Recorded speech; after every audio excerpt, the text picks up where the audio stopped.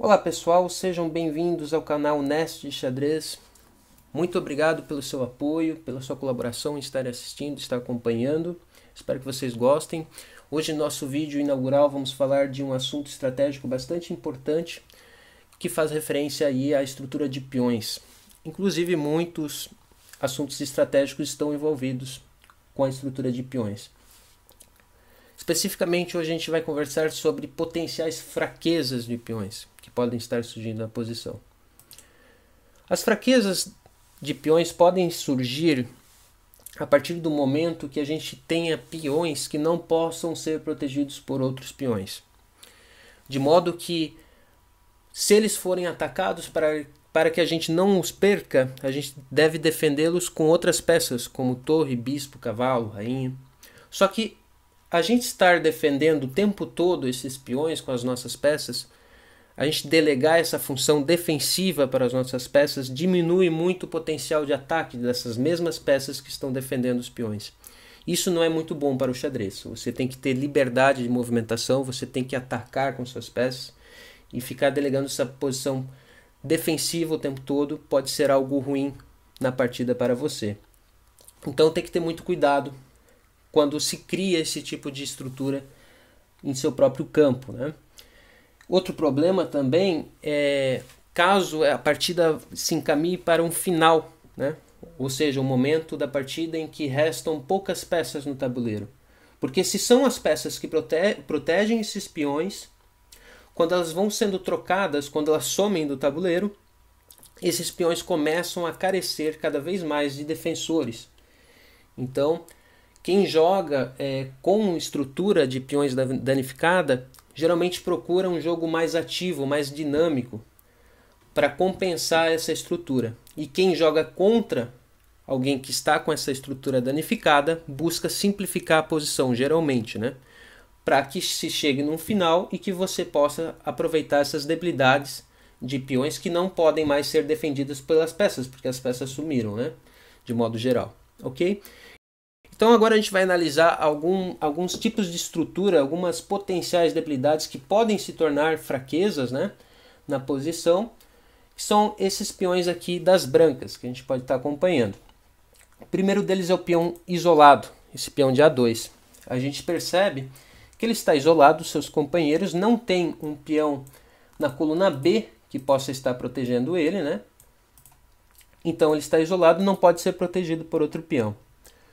Outro exemplo que geralmente acontece são os peões dobrados, né? Geralmente quando você captura com um peão em C3, enfim, você acaba dobrando esses peões e geralmente um deles vai ficando sem defesa, né? Aqui no exemplo, os dois peões da coluna C não conseguem ser protegidos porque não tem peões na coluna B nem na D capazes de defendê-los, e eles também não conseguem se autodefenderem. Outro exemplo de potencial debilidade de peão são os peões atrasados. São aqueles peões que até têm um companheiro ao seu lado, né? Por exemplo, esse peão de E até pode contar com o apoio desse peão de F3, só que no momento esse peão de F3 não consegue defender esse peão de E, porque o peão de E não consegue avançar de maneira segura, né?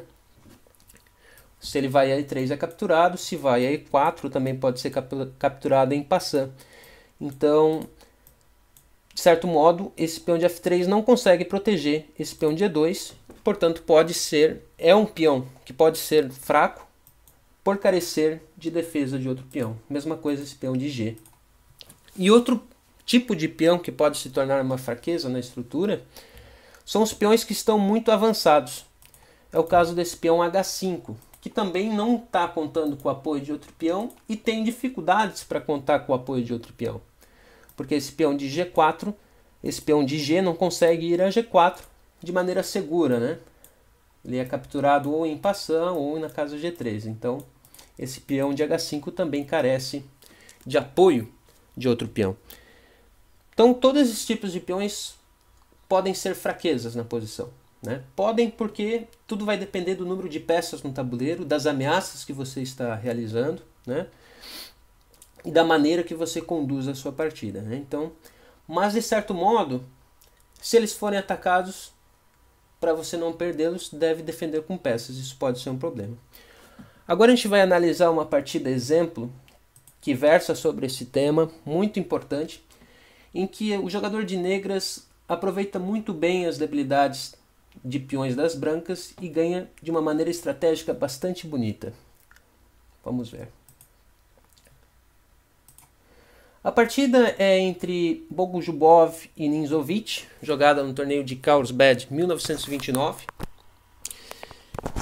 Ninzovic usa a sua abertura popular, que ele popularizou, né, a defesa Ninzo-Índia, e a gente vai notar as fraquezas de peões no terreno das brancas. Vamos ver. A partida começou com D4, cavalo F6, C4, E6, cavalo C3 e bispo B4. Essa é a defesa Ninzo-Índia. A defesa Ninzo-Índia, uma das principais ideias é realmente você desenvolver logo esse bispo para poder fazer o roque, já deixar o rei em proteção, né? E depois lutar pelo centro com seus peões e com peças. Mas além disso, uma das ideias também principais é você realmente trocar esse bispo por esse cavalo. O que pode parecer estranho, porque esse bispo não parece que estará numa cadeia de peões, num jogo fechado. Ele parece que tem uma diagonal muito boa, né? Um jogo bastante ativo. Então parece um pouco estranho para quem está começando no xadrez trocar esse bispo super ativo por um cavalo, né? Que foi desenvolvido um movimento, enfim. Mas a ideia por trás desse movimento é tratar a partida de uma maneira bastante estratégica, que a gente vai ver na sequência, ok? As brancas jogam cavalo F3, já desenvolvendo. Outra ideia bastante comum e famosa aqui nessa posição é jogar dama C2, que é a variante Capablanca, né? Que além de você estar controlando uma casa central, também você tem a opção de retomar de dama caso haja essa troca em C3. Por quê? Porque se você joga cavalo F3, as negras, como jogaram nessa partida, podem jogar bispo por C3 e você terá que retomar com um peão. Dessa forma você já cria peões dobrados e um peão isolado na coluna A, o que pode se tornar uma fraqueza. Não posso dizer que as brancas estão necessariamente ruins nessa posição, muito pelo contrário, parece. Aliás, as máquinas dizem que está bastante igualada essa posição. Por que isso? Porque existem muitas peças no tabuleiro. O jogo está se desenvolvendo agora, né? O jogo está começando agora, mal saímos na abertura. Então muitas coisas podem acontecer aqui. Esses peões estão dobrados, mas eles têm permitem um pouco maior controle central, né? Permitem um certo reforço no controle central. Além do que, esse peão por sair da coluna B também abre possibilidades dessa torre jogar numa coluna aberta aqui, né? Impedindo que esse bispo se desenvolva de maneira rápida e econômica, né?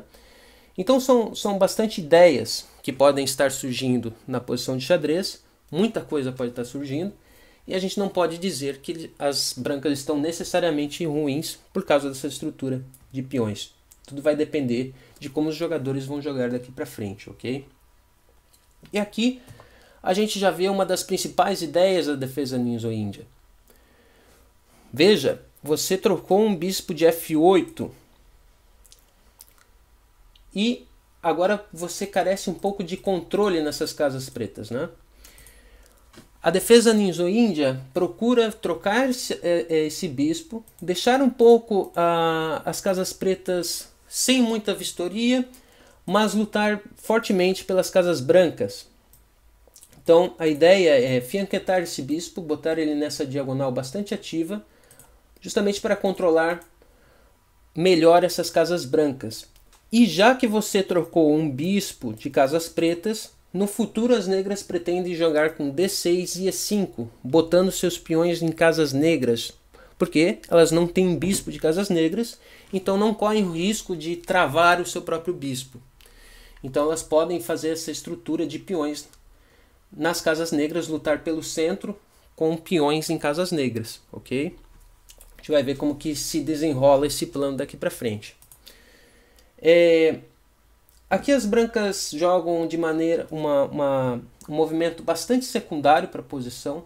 o mais comum aqui é você jogar ou o bispo G5 para diminuir a influência que esse cavalo tem numa casa central branca, que é uma casa, a casa E4 é uma casa-chave também nessa posição.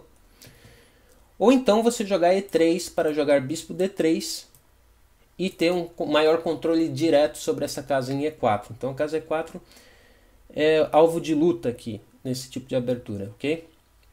Mas as brancas jogam de maneira bem secundária, como eu vinha dizendo, e jogam G3, né? Para fianquetar o bispo aqui e fazer o roque. É um certo problema porque o bispo não atua diretamente na casa E4. Então algo melhor seria ter botado o bispo em D3, ok? Bispo B7, bispo G2, roque, roque.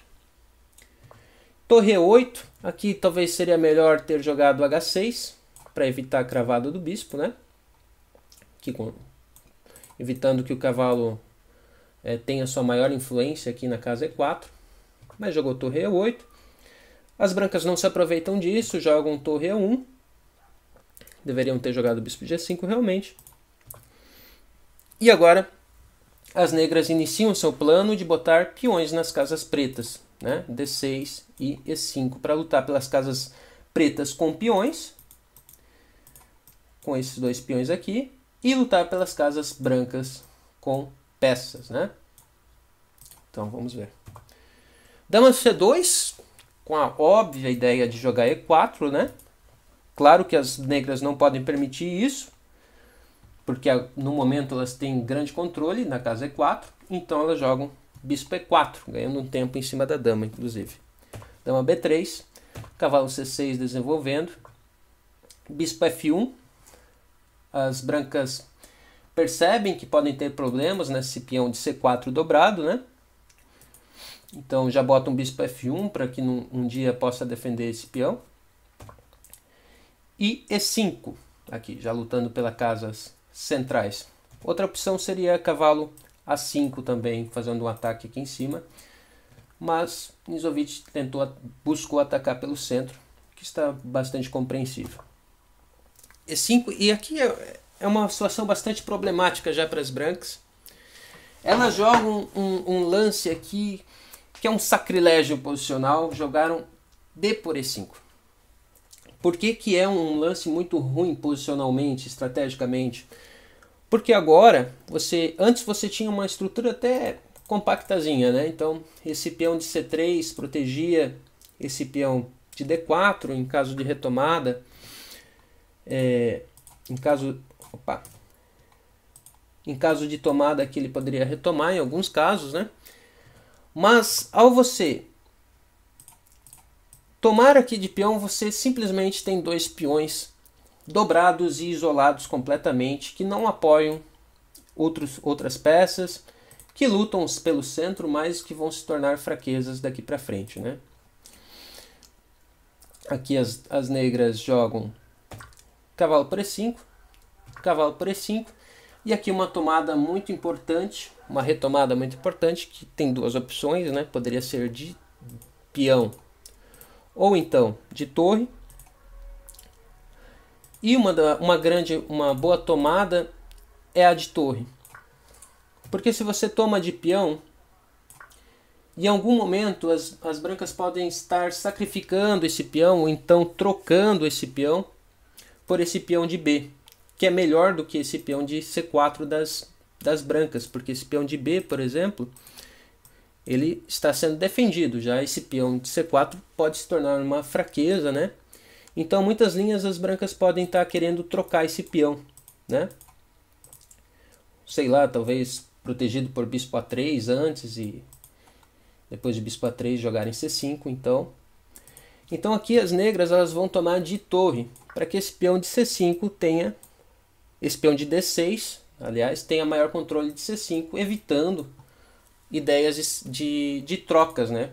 Porque agora se o peão avança, simplesmente vai ser capturado. Então, mesmo que você venha com bispo A3 aqui para sustentar essa troca, não vai valer a pena, porque são dois peões atacando o mesmo ponto. Você simplesmente vai perder um peão. Ok? A partida continua com bispo F4, ganhando tempo em cima da torre. A torre retorna. F3, claro, atacando o bispo e tentando o controle central. E aqui uma pequena imprecisão da parte das negras, que foi jogar bispo B7. O melhor aqui teria sido bispo C6. Parece pouca coisa, mas faz certa diferença em algumas linhas, porque em B7 o bispo pode estar sofrendo alguns ataques da rainha branca, né? A rainha branca já está na mesma coluna que o bispo, então se um dia essa coluna se abre, se um dia esse peão some daqui, por exemplo, né? A rainha já poderia estar atacando esse bispo. Então é um instinto tático, né? Seria melhor bispo C6 para não sofrer nenhum mínimo risco de ser atacado, né? Bispo C6, você vê que esse bispo dificilmente vai ser atacado aqui nessa casa C6, né? Ok, mas tudo bem. Bispo B7 foi jogado. Continua aqui com torre D2. E aqui já podemos ver um certo problema da jogada bispo B7, que requer alguns cuidados, porque agora as brancas estão ameaçando C5. E você não tem a opção de B por C5 porque cai o bispo. E você também não tem a opção de D por C5 por causa do ataque que a torre faz em cima da rainha. Então, as brancas agora estão ameaçando se desfazer desse peão fraco, que pode se tornar um problema para elas no futuro. As negras se protegem dessa ameaça com cavalo D7, né? Impedindo o avanço a C5, porque agora eu posso retomar de cavalo. E além do mais, essa ideia de reciclar o cavalo, né? Afinal, ele estava minando casas que estavam bem protegidas pelas peças brancas. Ele poderia ir para H5, mas daí o bispo retorna e esse cavalo no canto não faria muita coisa. Então, esse cavalo em D7 tem muitas ideias boas por trás, né? Então, muito bom movimento, cavalo D7. Seguiu aqui com E4, tentando dominar o centro. E dama F6 para ter maior controle das casas centrais aqui e fazer alguns ataques a raio-x aqui em F3 em algumas linhas, né? Por exemplo, agora estou ameaçando dia 5 para atacar em F3 no futuro, matar esse rei sobre ataque, né? Então, as brancas se protegem agora com bispo G2 para proteger esse ponto que pode ser vulnerável.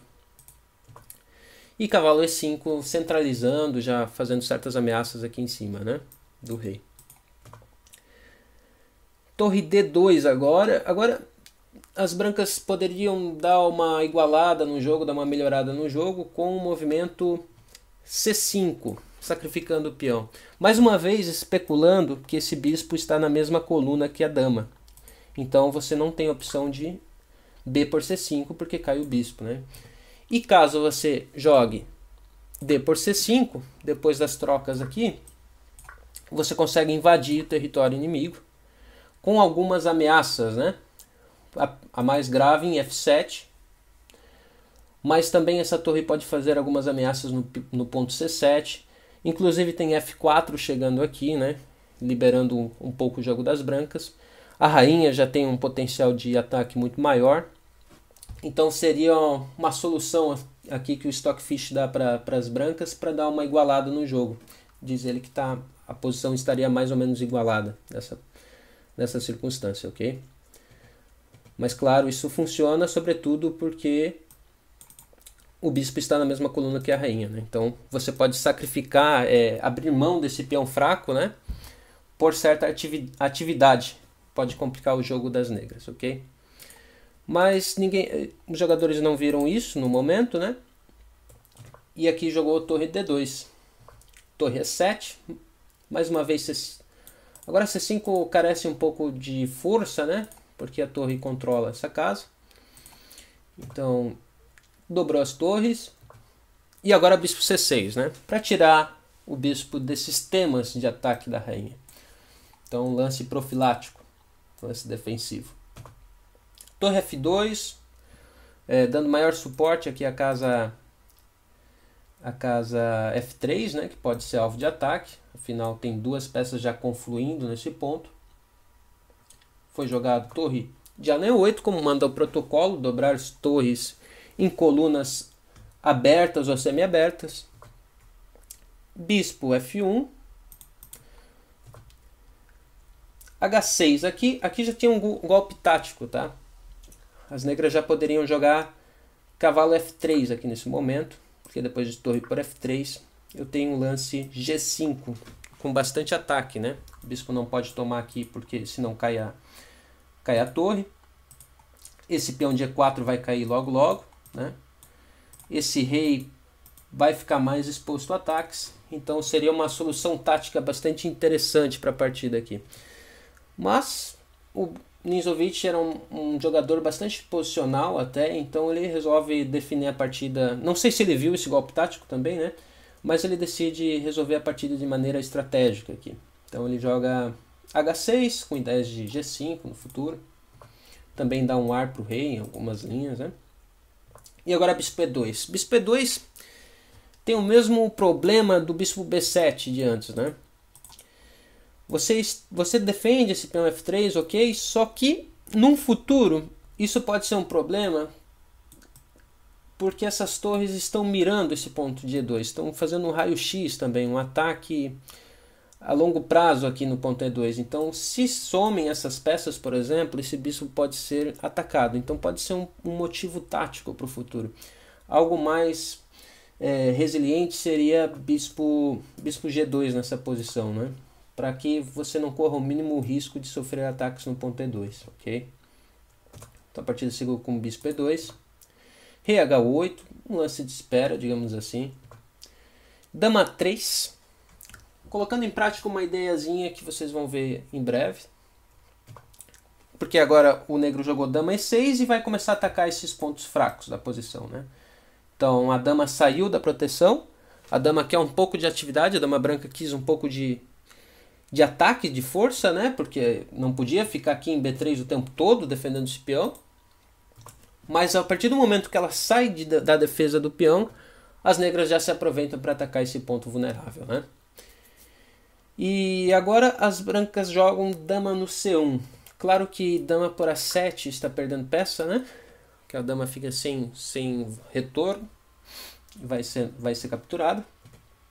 Mas elas jogam dama no C1, abrindo mão desse peão, digamos assim, entre aspas. Por quê?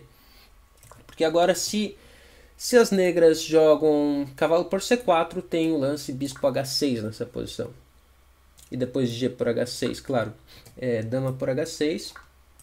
Eu capturo esse cavalo e a posição está um pouco melhor para as negras, mas né, mais perto da igualdade agora, né?